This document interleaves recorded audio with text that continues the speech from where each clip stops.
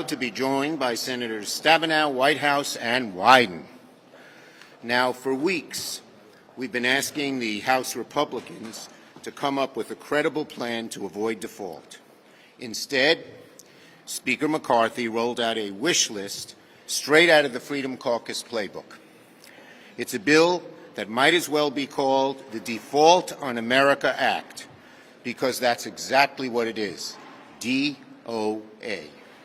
Dead on arrival. That's right. Republicans released an extremist hard-right agenda written in a back room in secret to win the support of the Freedom Caucus. The GOP's Default on America Act does not bring us any closer to avoiding a first-ever default. In fact, it only brings us dangerously closer to default. Republicans' Default on America Act would mean fewer jobs, higher costs, leaving policemen, first responders, Border Patrol, our vets, hanging out to dry. For those who worry about gun violence and crime and keeping our communities safe, the Default on America Act wipes out nearly 30,000 law enforcement officers, while also gutting critical resources to secure the border. Donald Trump told House Republicans to defund law enforcement, and so the Republican Default on America Act does just that. If you're a small business owner, the DOA will raise your taxes. As even one GOP member admitted about the Republican bill, quote, essentially you're increasing taxes. You're increasing taxes, not on the wealthy, no, but on families, small businesses, American manufacturers. That's what DOA does. It would raise taxes and it would cut jobs. It would also eliminate close to 1 million jobs, over 800,000 according to Moody's. If you're a parent struggling to pay child care, the Default on America Act eliminates 105,000 child care slots across the country. The bill would worsen the opioid epidemic by cutting critical HHS programs over $10 billion over the next decade. That's a definition of cruelty. And if you want to go to college, the Republican package will slash Pell Grants for all students by $1,000 and even eliminate Pell Grants entirely for too many students. It's clear House Republicans are hell-bent on default one way or another, either a default on the debt or a default on everything else, on our future, our children, our promise to care for our kids and veterans and law enforcement. And what just happened a few hours ago in the wee hours of the morning? Speaker McCarthy capitulated to the hard right once again. If anything, the revised bill is even more extreme, more radical, more damaging to the economy, and a meaner version of Default on America Act. It brings us no closer to avoiding default on the national debt and is even less popular with Americans. Let me be clear. Democrats cannot and will not, for the sake of America and its families, allow Republicans' DOA Act to ever become law. Discussion of spending cuts belongs in talks about the budget, not for bargaining chips on the debt ceiling. The Speaker should drop the brinksmanship, drop the hostage-taking, come to the table with Democrats to pass a clean bill to avoid default. Time is running out. Senator Stabenow. Thank you very much, Senator Schumer. And as Senator Schumer indicated, Republicans are saying they're willing to have our country default. I mean, that's what they're saying, unless they get what they want, and now we know what they want. Their Default on America Act makes it clear, as Senator Schumer described, in so many ways, they're willing to hurt veterans and children and families and gut our border security, and they are clearly protecting big oil by putting their profits, big oil's profits, above the creation of hundreds of thousands of good-paying new clean energy jobs. And while they're protecting big oil and the huge Trump tax cuts that they continue to not want to eliminate, they want to take food away from families. 80% of the people on SNAP our seniors, families with children, people with disabilities, and veterans. The average SNAP benefit is $6.10 a day. Go to the grocery store, take a look around. $6.10 a day per person. For mom, $6.10 for her son, $6.10 for her daughter a day in order to feed them. And the majority of people are able to work are working right now. The majority of people on SNAP who are able to work are working. Work requirements have been in the law since 1977. The time limits were added for adults without children in 1996 as part of President Clinton's welfare reform. So again, Republicans want to get rid of good-paying, clean energy jobs, protect the big tax cuts to their wealthy buddies, and at the same time, they want to make it harder for people to get a little bit of help feeding their families in hard times. It's cruel, it's short-sighted, and it's not going to happen. It is dead on arrival. Democrats are standing with American families. Oh, Senator Wyden. Thank you very much, Leader. And I'm just going to focus briefly on three of the points that are in front of us in the Senate Finance Committee. First of all, Speaker McCarthy says America has two bad options: the pain of slashing programs families depend on, or the agony of default.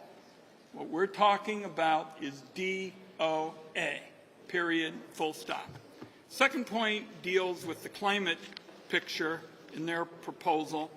And the fact is, in the Senate Finance Committee, my colleagues here, Senator Stabenow and Senator Whitehouse and I authored these provisions, and those provisions ignited a clean energy revolution in the country. Billions and billions in private investment, tens of thousands of jobs.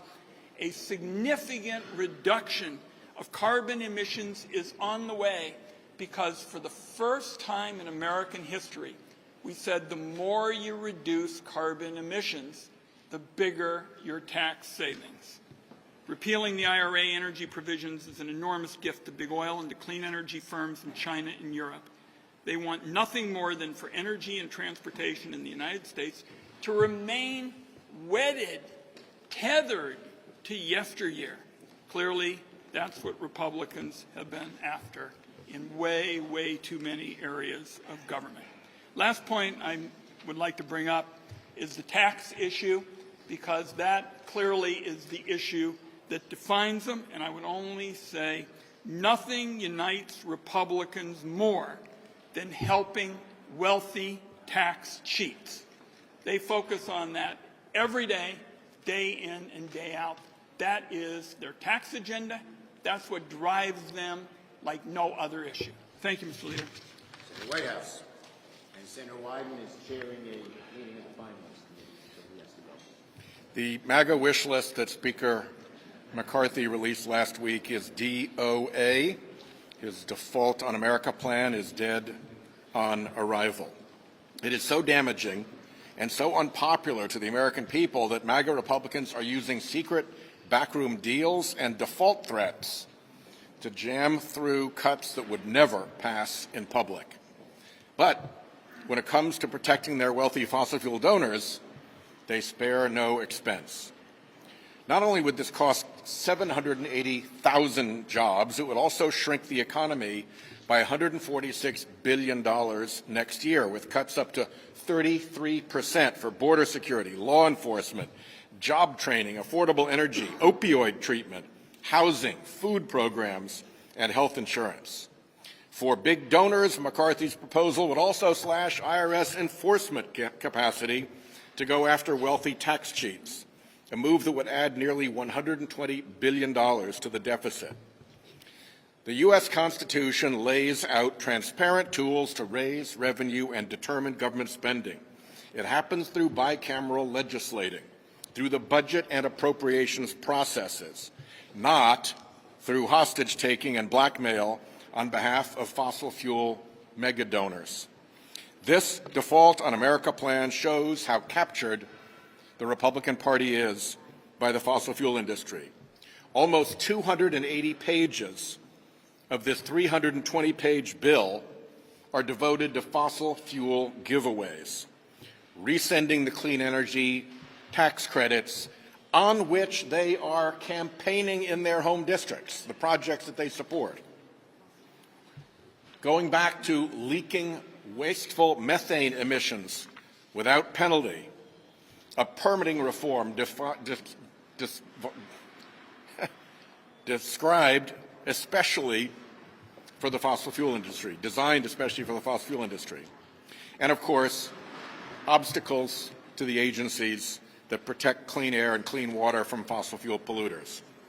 They're proposing to roll back progress on the climate crisis, putting their fossil fuel overlords over hundreds of thousands of clean energy workers, including those in their very districts. The message is stark: polluters first, people second. This isn't about debt and deficits. It's not about limiting, saving, and growing. It's not about defunding woke government. It's about the big fossil fuel donors that keep them in power. In this case, the woke screen truly is a smoke screen, and the smoke is from all the extra oil and gas the fossil fuel industry would have us burn. DOA is dirty, and DOA is dead. Thank you. Leader Schumer, would you put a clean debt ceiling bill on the floor if they pass this bill in the House? Look, the bottom line is simple. Our plan has always been the same: to avoid default, to pass a clean debt ceiling, no brinksmanship, no hostage-taking. Once that is done, there'll be plenty of time to discuss, as usual, in the budget process, where there should be cuts, where there should be tax increases, etc. Yes. Is that a yes? Senator Manchin called for talks with the Democrats on Republicans on the debt ceiling. Some House Democrats are calling for that already. If this passes and more Democrats start to come out and say, look, we got to get in the room and figure this out, what do you do? Our caucus is unified. The president is unified, and his group is unified. Hakeem Jeffries and the Democratic House members are unified. Clean debt ceiling. Clean debt ceiling. That's how it's always been done. It was done 3 times, twice under Trump and once under Biden. To tie the two together is reckless and will lead to default. Yes. Senator Manchin this week threatened to repeal the Inflation Reduction Act. Are you comfortable with that kind of language from a member of your caucus? Look, the bottom line is our caucus is overwhelmingly for the Inflation Reduction Act. Yes.